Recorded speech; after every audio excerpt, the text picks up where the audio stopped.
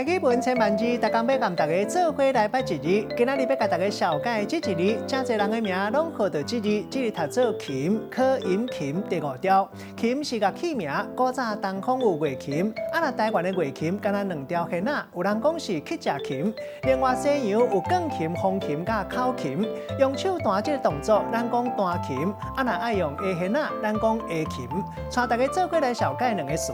头一个读做弹琴，代表用手来拨弦，或者是弹琴盘、琴键。第2个词读做琴指，代表钢琴的琴盘，也有琴键。